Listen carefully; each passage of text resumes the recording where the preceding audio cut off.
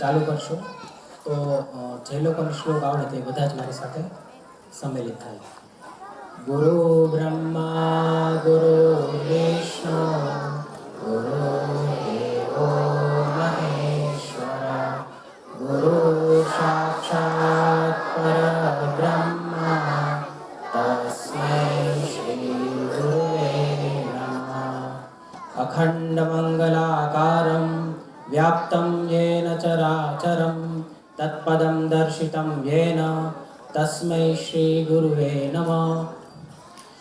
તો તત્વમસી ફાઉન્ડેશન તરફથી હું સંદીપ વઘાસિયા આજે તત્વમસી ફાઉન્ડેશનની શરૂઆત કઈ રીતે થઈ, બરોબર, એનું હું તમને 5 થી 10 મિનિટમાં શોર્ટ લિસ્ટ હું તમને જણાવું કે અમારે ઘણા ટાઈમથી એવો વિચાર હતો કે બાળકોની અંદર કામ કરવું છે. રાકેશભાઈ બાલતા જે આજના કાર્યક્રમના વક્તા છે એ એઝ અ પ્રોફેસર રહી ચૂકેલા છે 2014 થી 17માં. તો એણે યુવાનોમાં કામ કર્યું, પણ યુવાનોની અંદર અત્યારે આદતો બગડી ચૂકેલી છે. યુવાનને સુધારવા આજના સમયની અંદર બહુ કડક અને કઠણ વસ્તુ છે. એટલે રાકેશભાઈનો વિચાર આવ્યો કે આપણે રૂટમાં જઈએ.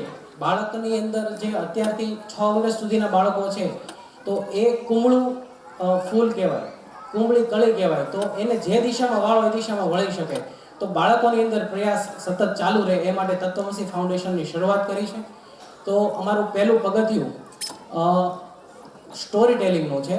તો એક વાર્તા કહેવાનું મન થાય. એક દરિયા કિનારો હોય તો દરિયા કિનારોમાં જેમ દરિયાની લહેર આવતી હોય તો એ લહેરની સાથે હજારો સ્ટારફિશ આવે, તારા માછલીઓ આવે, એ આવી જતી હોય અને લહેર પાછી પોતપોતાની રીતે વહી જતી હોય. તો તડકાને કારણે, સૂર્યપ્રકાશને કારણે એ માછલીઓ છે એ માછલીઓ સુકાઈ અને મરી જતી હોય. તો એક નાનું એવું બાળક, 3 થી 4 વર્ષનું બાળક, તો એ માછલી લે છે અને પાછી દરિયામાં નાખે છે. માછલી લે છે અને દરિયામાં નાખે છે. તો દૂર એક વૃદ્ધ ઊભા હોય. એ વૃદ્ધ એમ કહે છે કે તું આ હજારો માછલીઓ છે, તું કેટલી કરી શકીશ, બરોબર.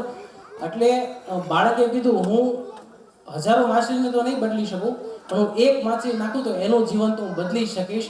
એટલે આ મારો નાનો એવો પ્રયાસ છે એઝ અ સ્ટોરી ટેલિંગ તરીકે કે બાળકોની અંદર જો તમે જેટલી સ્ટોરી કહેશો તો એની કલ્પના શક્તિ વધશે. નાના બાળકોની અંદર ઇમેજિનેશન પાવર ડેવલપ કરવાના તમારી પાસે 6 થી 8 વર્ષ સુધીનો સમય જ હોય છે, બરોબર. અત્યારે બાળકોની અંદર 2 પ્રોસેસ ચાલુ થતી હોય, ઇનપુટ પ્રોસેસ અને આઉટપુટ પ્રોસેસ. તો આપણે જ્યારે નાના હતા ત્યારે આપણે બધાને જ ખબર હતી કે ભાઈ શેર આયા વાળી વાર્તા આપણે બધાએ સાંભળી છે, યસ ઓર નો? તો નાના હતા ત્યારે આપણને ખબર નહોતી પડતી એ વાર્તાનો જે બોધ શું છે, એનું મોરલ શું છે ખબર નથી. પણ જ્યારે આપણે મોટા થયા ત્યારે આપણને ખબર પડી કે વાર્તા એકચ્યુઅલી શું કહેવા માંગે છે. એટલે આપણને એમ થાય કે ભાઈ મોટા બાળકોને, નાના બાળકોને આપણે મહાભારત, રામાયણ, ધ્રુવ, પ્રહલાદ, નચિકેતા એ બધી હેવી વાર્તાઓ કહીશું તો એ લોકોને ખબર નહીં પડે. પણ એવું હકીકતમાં છે નહીં, બરોબર. તમે એકવાર વાર્તા કહેવાનું ચાલુ કરો એટલે ફરજિયાત બાળકોને ભલે અત્યારે ન ખબર પડે, એના માઇન્ડની અંદર ધીમે ધીમે સ્ટોર થતી જશે એ વાર્તાઓ, બરોબર. અને એનું રિઝલ્ટ, આઉટપુટ જે છે એ 18, 20 ને 25 વર્ષમાં જ્યારે યુવાન થાય ત્યારે એની અંદર આપણને એમ થાય કે અત્યારે 25 વર્ષનું છે, ધંધો કરવાનું સાહસ નથી નિર્માણ થયું. તો એ સાહસનો જે બીજ છે એ બાળપણની અંદર તમે જો સ્ટોરી કીધેલી હશે, સંસ્કારોનું સિંચન કરેલું હશે. હવે આપણે બધા જ મોટિવેશનલ સ્પીકર હોય કે કોઈ પણ જગ્યાએ તમે સાંભળતા હોય કે સંસ્કારોનું સિંચન કરવું એટલે શું? સંસ્કારોનું સિંચન કરવું એટલે સ્ટોરી કહેવી. બાળકો સવાલ પૂછે તો એના જવાબ આપવા. આમાંથી કેટલા પેરેન્ટ્સ એવા છે કે બાળકના હરેક સવાલના જવાબ શાંતિથી અને સમજદારીથી આપે છે? હેન્ડ રેઝ કરો તો બહુ ઓછા. અને આ હેન્ડ રેઝ કરેલા છે ઈ તે હું તો કહું 4થી અને 5મી વાર જ્યારે પૂછે ને ત્યારે એમ કે તને ન ખબર પડે. કે છે આમાં યસ ઓર નો? અવાજ નથી આવતો, બરોબર. બાળકો કહે છે ને, તમે તમારા પપ્પા મમ્મીને જ્યારે સવાલ કરો છો ત્યારે વ્યવસ્થિત જવાબ આપે છે?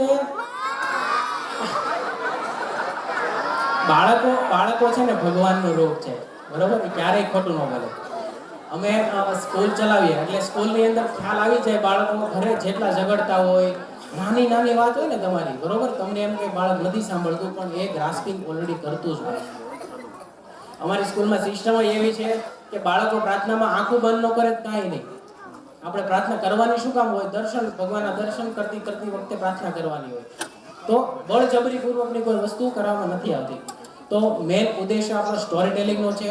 આજે એક સંકલ્પ લઈને જાઓ કે બધા જ પેરેન્ટ ફરજિયાત પોતપોતાના બાળકોને રોજ રાતે એક સ્ટોરી કહે છે. શકશો?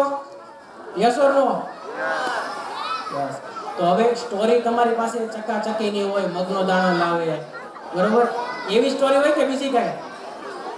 તો આવી સ્ટોરી તમારી પાસે શું થશે કે 2 થી 5 દિવસમાં સ્ટોરી ખતમ થઈ જશે, રાજા રાણી ખતમ થઈ જશે, બરોબર? તો નવી સ્ટોરીઓ, પંચતંત્રની વાર્તાઓ છે, ખલીલ જીબ્રાનની વાર્તાઓ છે, ઘણી બધી સ્ટોરીઓ મળી શકે છે. તો એ સ્ટોરીઓ રોજ એક એવો સંકલ્પ 365 દિવસ હું મારા બાળકને વાર્તા કહીશ. વાર્તા તમને એમ થાય કે તમારું બાળક બ્રશ નથી કરતું, થાય છે એવું? Yes or no? બ્રશ નથી કરતા, કોઈ તમારી વાત નથી માનતા, તો એ વાત મનાવવા માટે તમારે એક વાર્તા પ્લેસમેન્ટ કરવી પડશે એના માઇન્ડની અંદર, બરોબર? તો એ વાર્તા પ્લેસમેન્ટ કરવાનું કામ બાળકોનું અંદર કામ જે પ્લેસમેન્ટ કરવાનું છે સ્ટોરી દ્વારા તત્વમસી ફાઉન્ડેશન દ્વારા અમે કરીએ છીએ. આગળની રૂપરેખા 45 મિનિટની રાકેશભાઈ બાલતાની સ્પીચ આવશે. પેરેન્ટિક્સમાં કઈ રીતે તમે બાળકને વાળી શકો છો, બરોબર? એ મેન જાણવાનું છે. આપણે બધા કહીએ કે કુંબળું હોય પણ વાળવું, પણ જો તમે નહીં વાળો તો એ પોતપોતાની દિશા જાતે નક્કી કરી લેશે, ખરાબ અને સારા કઈ જગ્યાએ જાય તો તમે ડિસાઈડ નહીં કરી શકો. એટલે જો તમારે ડિસાઈડ કરવું હોય તો ધ્યાનથી તમે સ્પીચ સાંભળજો. આગળનો દોર હું વક્તાને સોંપીશ. Thank you.